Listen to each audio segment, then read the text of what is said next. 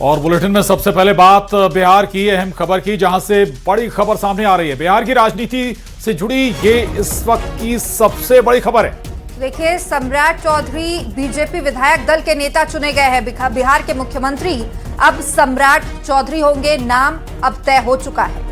बिहार में पहली बार बीजेपी का सीएम बनने जा रहा है। केंद्रीय मंत्री शिवराज सिंह चौहान ने इसकी घोषणा की। शिवराज सिंह को पर्यवेक्षक बनाया गया था। तो शिवराज सिंह चौहान ने कहा कि सभी ने सम्राट चौधरी के नाम का समर्थन किया है। विजय सिन्हा ने सम्राट के नाम का प्रस्ताव रखा था। अब थोड़ी ही देर में राज्यपाल से सम्राट चौधरी मुलाकात करेंगे। आपको बता दें, सरकार बनाने का दावा भी पेश करेंगे सम्राट चौधरी। तो सम्राट चौधरी को विधायक दल का नेता चुन लिया गया है। ये बीजेपी के लिए ऐतिहासिक क्षण होने जा रहा है, क्योंकि बिहार में पहली बार बीजेपी का कोई नेता मुख्यमंत्री बनने जा रहा है। सम्राट चौधरी को विधायक दल का नेता चुना जा चुका है और अब सम्राट चौधरी दावा भी पेश करेंगे। और बता दें, पर्यवेक्षक के तौर पर शिवराज सिंह चौहान को नियुक्त किया गया था और इसके बाद उन्होंने सम्राट चौधरी के नाम का ऐलान किया। वहां जाकर सभी विधायकों से बात की, इसके बाद ऐलान किया शिवराज सिंह चौहान ने।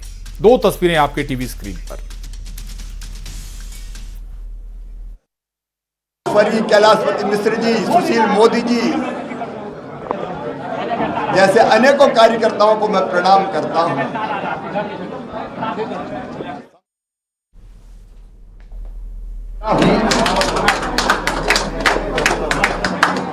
और विधायक दल के सभी साथियों का, जिन्होंने सर्वसम्मति से एक मत से गरिमापूर्ण ढंग से सम्राट चौधरी जी को अपना नेता निर्वाचित किया है, मैं उन सबको भी बधाई देता हूं। कि बिहार के लोकतंत्र के लिए, बिहार के विकास के लिए, बिहार की समृद्धि के लिए जिस तरह आदरणीय प्रधानमंत्री जी ने विकसित भारत का सपना देखा है, 2047 में भारत विकसित हो, और बिहार के मुख्यमंत्री तत्काल आज के मुख्यमंत्री नीतीश कुमार जी ने जिस तरह समृद्ध बिहार का सपना देखा है, हम तमाम भाई मिलकर इस बिहार को भी समृद्ध बनाएंगे और देश को भी विकसित बनाने का काम करेंगे। तो वहीं आज बाबा साहब अंबेडकर की जयंती है। प्रदेश भर में इस मौके पर कार्यक्रम आयोजित हुए हैं।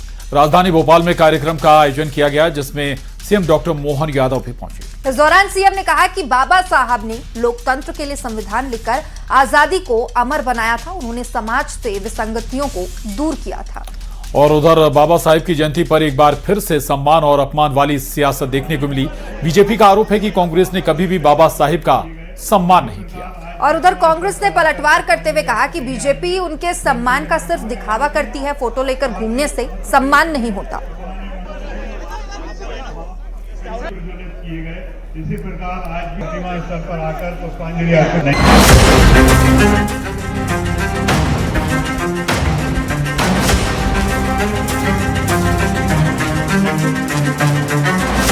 एमपी में अंबेडकर जयंती के मौके पर एक बार फिर बाबा साहेब के नाम पर सियासी तकरार देखने को मिली।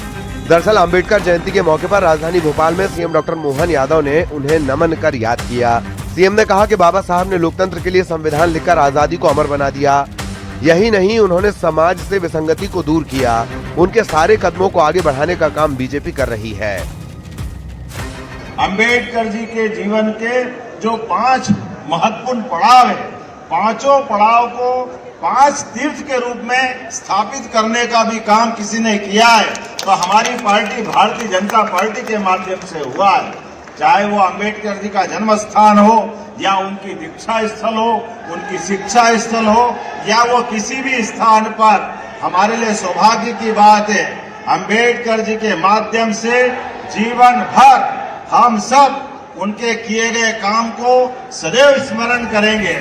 अंबेडकर जयंती पर कैबिनेट मंत्री विश्वास सारंग ने कांग्रेस पर बड़ा हमला बोला। उन्होंने कहा कि कांग्रेस और नेहरू परिवार ने हमेशा बाबा साहेब का अपमान किया है। कांग्रेस ने बाबा साहेब को चुनाव नहीं जीतने दिया, जबकि बीजेपी ने हमेशा बाबा साहेब को सम्मान देने का काम किया है। वहीं बीजेपी के आरोपों पर पलटवार करते हुए पूर्व मंत्री पीसी शर्मा ने कहा कि बाबा साहेब अंबेडकर नेहरू जी की कैबिनेट में रहे। हिंदू महासभा और आरएसएस ने बाबा साहेब को चुनाव हरवाया था। बाबा साहब अंबेडकर का अपमान जवाहरलाल नेहरू जी ने किया, उन्होंने ताजिंदगी अंबेडकर साहब का अपमान किया, उनको चुनाव हराने की कोशिश की, उन्हें हर समय लोकसभा में जाने से रोकने का काम किया। जवाहरलाल नेहरू जी ने और नेहरू परिवार ने हर समय बाबा साहब अंबेडकर का अपमान किया और ये इतिहास के पन्नों में दर्ज है। नेहरू जी के कैबिनेट में रहे बाबा साहब अंबेडकर, लेकिन इनकी जो पार्टी थी आरएसएस उस समय थी और हिंदू महासभा, इनने 15 अगस्त 1947 को झंडे नहीं फहराए। आरएसएस के नागपुर उसमें सालों साल तक झंडा नहीं फहराया और बाबा साहब अंबेडकर को चुनाव में हराने के लिए पूरी हिंदू महासभा आरएसएस में लगी थी। इधर एमपी कांग्रेस अध्यक्ष जीतू पटवारी ने भी बीजेपी पर हमला बोला। पटवारी ने कहा कि बीजेपी बाबा साहेब के सम्मान का सिर्फ दिखावा करती है, फोटो लेकर घूमने से सम्मान नहीं होता। रुपए लगाकर अगर भारतीय जनता पार्टी ने रोका, इसका मतलब उन्होंने संविधान को चुनौती दी। तो अगर संविधान को आप चुनौती देते हो और फिर बाबा साहब की फोटो लगाते हो, तो बाबा साहब की फोटो के साथ दिखावा करते हो। राहुल गांधी जिस उद्देश्य को लेकर पूरी देश में घूम रहे हैं, पूरी दुनिया में संदेश दे रहे हैं, बाबा साहब के अधिकारों का अगर भावी जननायक कोई हुआ तो वो राहुल गांधी हुए। ये कोई पहली बार नहीं है जब बाबा साहेब के नाम पर एमपी में सियासी माहौल गरमाया हो। सम्मान बनाम अपमान की लड़ाई सालों पुरानी है। Bureau report, news 18। खबर सख्ती से, जहां वेदांता पावर प्लांट हादसे में बड़ा अपडेट आया है। हादसे में मृतकों की संख्या बढ़कर अब 5 हो गई है। बता दें कि बॉयलर फटने से यहां पर हादसा हुआ है। करीब 50 मजदूर घायल बताए जा रहे हैं। घटना के बाद अफरा तफरी मची हुई है। लगातार रेस्क्यू किया जा रहा है, घायलों को अस्पताल पहुंचाया जा रहा है और एक बड़ा अपडेट इस बीच सामने आ रहा है। मृतकों की संख्या 4 से बढ़कर 5 हो गई है। बॉयलर फटने से यह हादसा हुआ। करीब 50 मजदूर यहां पर घायल हुए हैं और सभी को उपचार के लिए अस्पताल ले जाया जा रहा है। प्रवीण चंद्रा, न्यूज़ 18 संवाददाता हमारे साथ जुड़ गए हैं और जानकारी के साथ। प्रवीण, क्या और अपडेट है, कितने और अभी लोग फंसे हो सकते हैं?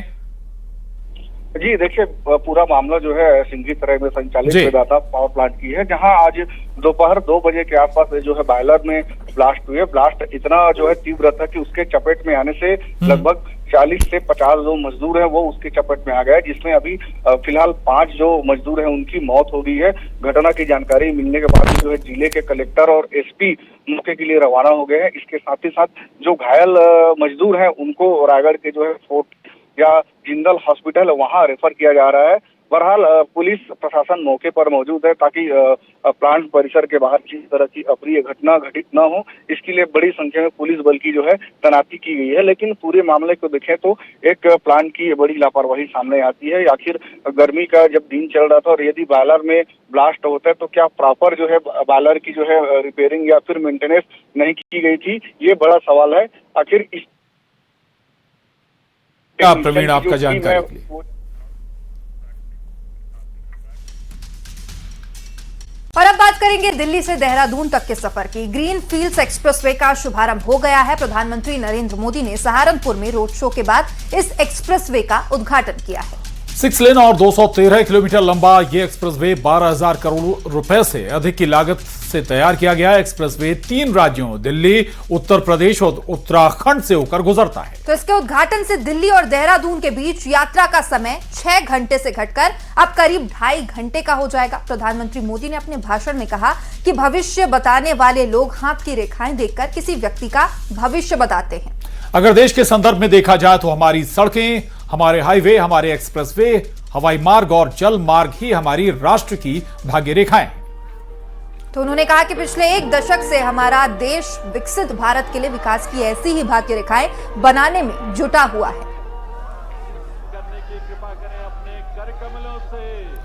तो ये 3 तस्वीरें आपके टीवी स्क्रीन पर। बता दें आपको कि अब दिल्ली से राष्ट्र की भाग्य रेखाएं ये हमारी सड़कें होती हैं, हमारे हाईवे होते हैं, हमारे एक्सप्रेस वे होते हैं, एयरवे, रेलवे, वाटरवे, ये हमारे राष्ट्र की भाग्य रेखाएं होती है।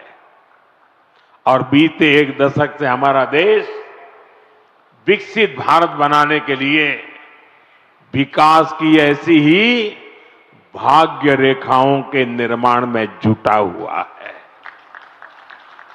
ये विकास की भाग्य रेखाएं सिर्फ आज की सुविधाएं नहीं है, ये आने वाली पीढ़ियों की समृद्धि की गारंटी है।